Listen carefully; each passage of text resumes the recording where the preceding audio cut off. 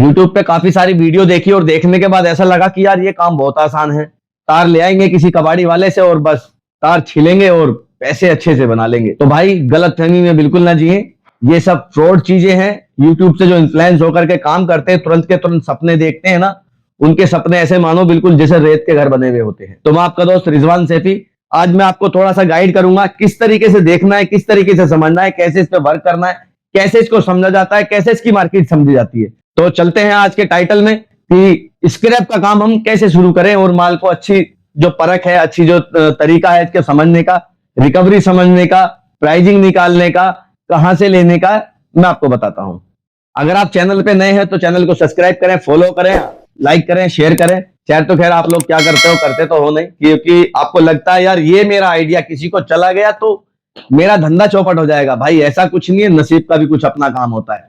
आप अपनी तरफ से हिम्मत करो, आप अपनी तरफ से मेहनत करो, काम में लगे रहो, लोगों के साथ जुड़े रहो। जितना लोगों के साथ जुड़ाव करोगे, मैं गारंटी से लिख के देता हूं, उतना बिजनेस आपका जो प्रॉफिट है वो बहुत अच्छा निकलने वाला है। फिर तो आज हम बात करेंगे कि भाई हम स्क्रैप को समझे कैसे, किसके अंदर से क्या निकलता है। तो भाई साहब इस चीज के बारे में मैंने काफी वीडियो भी डाला है, लेकिन ये इतना आसान नहीं है जैसे आप लोग सोचे कि यार ये माल में क्या निकल गया, वो माल में क्या निकल गया। यूट्यूब पे तो खाली इतना देखा यार, कबाड़ी के गए और माल उठा लाए, है ना, स्क्रैप ले आए, घर का फिटिंग ले आए। ऐसा नहीं होता है। आप कुछ भी माइंड में लेके चलोगे मार्केट में, वो चीज आपको, खास करके वही चीज आपको मार्केट में नहीं मिलती है, वो चीज आपको अवेलेबल ही नहीं होती है। हम घर की फिटिंग के लिए लेने गए, पहुंचा डिस्का माल मिलने लगा हमें। हम डिस्का माल लेने पहुंचे, पता लगा आर्मर्ड माल मिलने लगा हमें। कुछ लोग इस तरीके का मटेरियल उठा लेते हैं जिसको रिसाइकलिंग करना आसान नहीं है, फिर उसको लेकर के फंस जाते हैं। आज 3 चीजें बिल्कुल क्लियर करूंगा, कौन से मटेरियल को किस चीज से चलाना है, कौन सा मटेरियल ग्राइंडर से चलेगा, कौन सा मटेरियल मशीन से चलेगा, और कौन से मटेरियल को आप ई वेस्ट की तरह आग लगाने पर निर्भर हो जाते हो कि हम इसको ना रिसाइकलिंग कर सकते हैं, ना हम इसको ग्राइंडर कर पाते हैं, ना हम इसको जला पाते हैं। तो मैं सबसे पहले शुरू करूंगा आज कुछ मटेरियल्स की जिसको लेकर के बहुत आसानी से, बहुत आसान होता है समझना भी, खरीदना भी। तो इसमें मैं आपके लिए सबसे पहले शुरू करने वाला हूं 2 कोर के एल्युमिनियम की जानकारी देने के लिए। इसके अंदर एक बहुत सिंपल सा और क्लियर कट है कि इसके अंदर जो रिकवरी आपको मिलने वाली है वो 22% से सिर्फ 25% मिलने वाली है।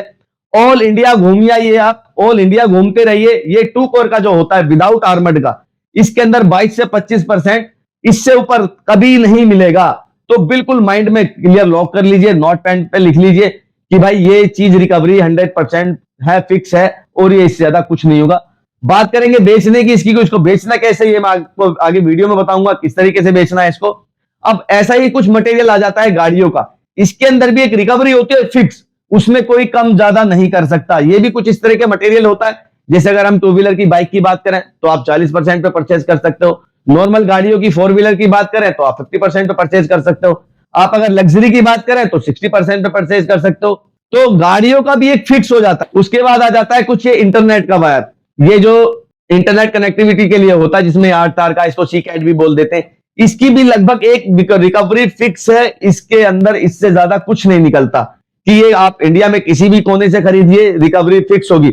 अब बात आ जाती है डिस्के माल की। अगर डिस्का माल हम परचेज कर रहे हैं, हम लोहे का माल परचेज करें या हम कॉपर का माल परचेज करें, इसके अंदर भी एकदम फिक्स रिकवरी आने वाली है कि इसके अंदर आपको लगभग 600 साढ़े 600 ग्राम का आपको प्लास्टिक हाथ में आने वाला है और 100 ग्राम आपको तो तार मिलने वाला है। तो ये भी कुछ वायर ऐसा है जो बिल्कुल फिक्स है, इसके अंदर आपको कुछ गलत बढ़त नहीं करनी है, ये एकदम फिक्स हो जाता है। ऐसे ही कुछ माल आ जाते हैं कंपनी के लाइक हैवेल्स के हो गए, पॉलीकैप हो गया, आरआर हो गया। ये 3-4 कंपनियां ऐसी ब्रांडेड है जिनका एक फिक्स रिकवरी है जो निकलना ही निकलना आता है।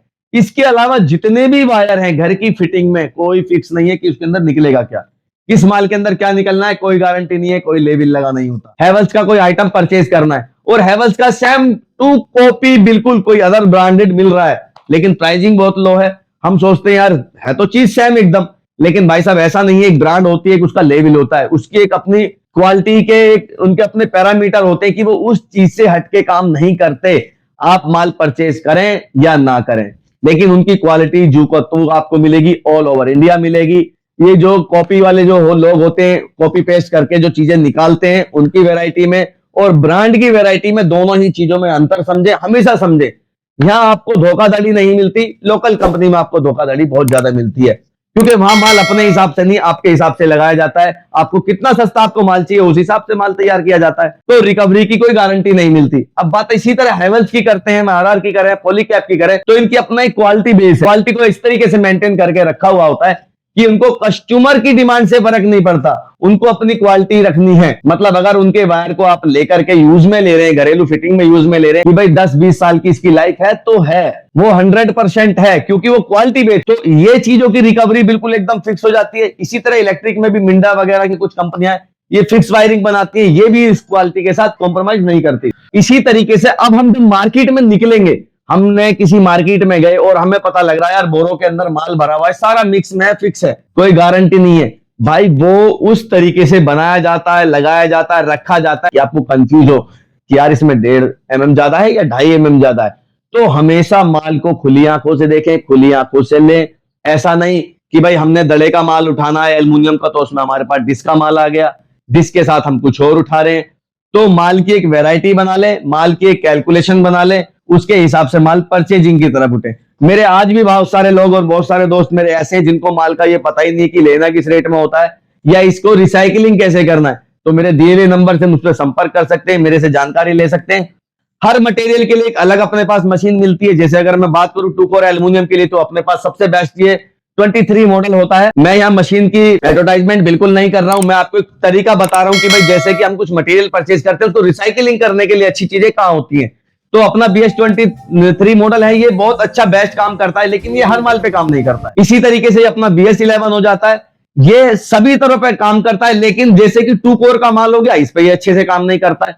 तो इसी तरीके से मटेरियल जो मार्केट में मिलता है, ये हमें बहुत ध्यान से लेने वाली चीज है कि हमारे पास में रिसाइकलिंग सोर्सेज जो है, जिस चीज से हम रिसाइकलिंग कर रहे हैं वो क्या हमारे काम का है, हम इसको आसानी से रिसाइकलिंग कर सकते हैं। क्योंकि हमने मटेरियल परचेज करते वक्त सबसे पहले खासकर ध्यान देखना है इसको रिसाइकलिंग कैसे करना है, इसमें रिसाइकलिंग खर्चा कितना आना है, इसमें मेरी लेबर कॉस्ट कितनी आनी है, इसको मैं कितनी आसानी से छील सकता हूं, ये मेरे को जलाना तो नहीं पड़ेगा।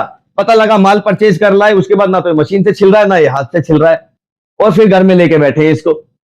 तो भाई ऐसा मटेरियल परचेज करने से बचे, नुकसान होने से बचे। अगर कोई कंफ्यूजन है किसी भी तरह की मटेरियल परचेज करने के लिए, फ्री एडवाइजिंग आपको मिलती है, कंसल्टेंसी मिलती है, फ्री है एकदम, कोई चार्ज नहीं है। ऑल ओवर इंडिया से, ऑल वर्ल्ड वाइड से आप कोई भी मेरे से जानकारी ले सकते हैं। मेरे नीचे दिए हुए नंबर पे आप मुझसे जानकारी ले सकते हैं, व्हाट्सएप करके मुझसे जानकारी ले सकते हैं।